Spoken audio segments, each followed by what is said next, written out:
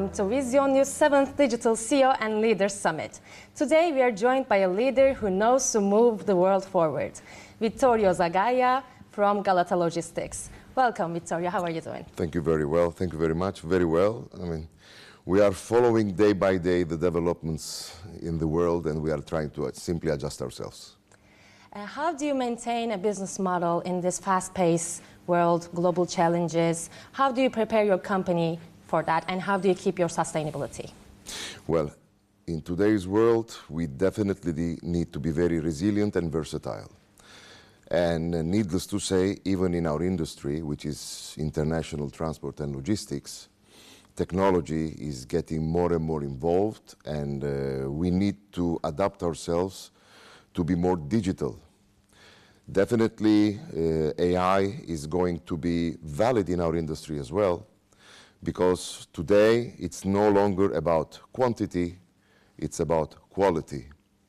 And you need to reach faster, you need to be more convenient and cheaper, you need to be present, and you need to transform the requests immediately either to a service or to a product.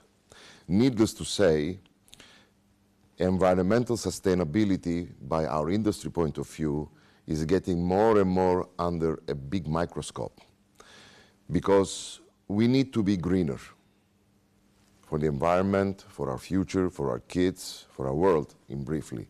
So AI and technology is going to help the sustainability, because we will probably use AI and technology in more preventive approaches. Preventive approaches means like to avoid human mistakes or to optimize the result of the service or the products that we are delivering to the market. On the other hand, we need to somehow shorten the distances. Shortening the distances would mean less electricity consumption, less fuel consumption, which means we will have to go into microdynamics, and we have to also multiply our presence probably around the globe. Either the companies themselves will find the resources to move forward, becoming more and more present internationally, or business partnerships. But definitely in our company, in a country like Turkey, where the dynamism is also based on the geographical position, and our strength in the market is known by the production point of view, human resources quality point of view, and many others, we are trying to be sustainable with our employees, because we need resilient employees, but we need employees that have a sustainable relation with us for the culture of the company. Having a company where the team knows the culture, it will definitely help to improve the culture, knowing the roots and planning the future, because you have to also know your present situation so that you can define your future presence. And you don't have to forget all the steps forward in due years you have moved forward to it. We are trying to be a very green company. Therefore, we have started invested, for example, before the COVID, into digitalization. And honestly, during the COVID, our initial works to transform the company into digitalization helped us to continue our almost day-by-day operations, everybody from home, but with all the products, all the services in the market. And I think COVID also has been a period where our industry got a little bit more attention. There is such a big industry called logistics and transports. So by one point of view, we are trying to be a socially responsible company. We are trying to be an energy optimizing company.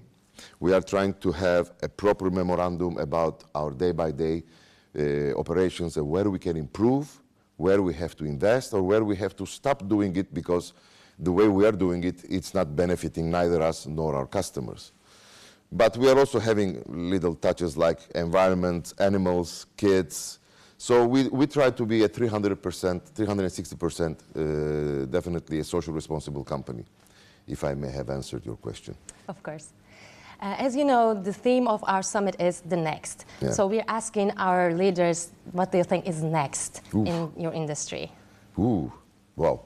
Okay, I mean, this is kind of predictable, but subject to changes even tomorrow if something new ever comes. But as I said at the beginning, which I think I partly answered, AI is going to help a lot our industry for the improvement of the quality and to be more cheap. Today, you need to deliver faster, you need to deliver greener, you need to deliver cheaper, because the financial ecosystem in the world is not also, in a way, very abundant. So you have to be very precise. Therefore, we are trying to invest and we are trying to get consultants from abroad to understand how preventive AI technology or systems can enable us to be more productive. And for instance, from our country, in Turkey, we are trying to be more present in Turkey. So being more present in Turkey means to avoid distances, consumption diminution, and more effectiveness. And we are also trying to either build our own system around the globe with investments, joint ventures, or shake hands with as much as reliable partners like us we can find in other countries, so that we have a look-alike, think-alike approach, and then to bring everything what we study at the destination, or get as much as we face novelties around the world and try to adapt it in our company, in our culture, and not only to keep it in our company, but to try to spread this information in our industry through our associations, through our gatherings, so that we can be stronger together. Thank you so much, Sharon, for your thoughts with us. My pleasure. Vittorio Zagaia was with us. Thank you so much, and goodbye.